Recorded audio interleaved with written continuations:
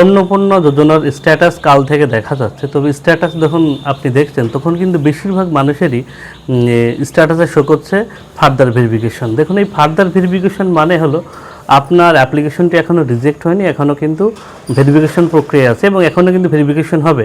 এবং সেই ভেরিফিকেশন কীভাবে হবে, হয়তো আপনার বাড়ির লোক আসতে পারে, কোনো সরকারি আধিকারিক বা আপনার পঞ্চায়েত বা বিডিও অফিস থেকে ডাকতে পারে আপনার ভেরিফিকেশনের জন্য।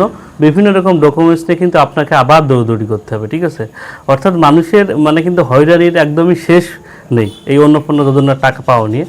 অর্থাৎ এই বেশিরভাগ মানুষেরই কিন্তু ফার্দার ভেরিফিকেশন করে রেখে দিয়েছে। এবার কবে ভেরিফিকেশন হবে এর কিন্তু কোনো আপডেট নেই, কীভাবে ভেরিফিকেশন হবে। তবে আপনি কিন্তু টাকা পাচ্ছেন না, যাদের ফার্দার ভেরিফিকেশন দেখাচ্ছে তারা কিন্তু এখনই টাকা পাচ্ছে না, তাদের ফের ভেরিফিকেশন হবে, ভেরিফিকেশন কমপ্লিট হবে, তারপরে কিন্তু আপনি টাকা পাবেন। সরকারের কিন্তু খুব শীঘ্রই কিন্তু এই সমস্ত যাদের ফার্দার ভেরিফিকেশন দেখাচ্ছে তাদের কিন্তু নিষ্পত্তি করা উচিত। কারণ অনেক দিন হয়ে গেল মানুষ এই হয়রানি হতে হতে কিন্তু আর কারোরই আর ভালো লাগছে না।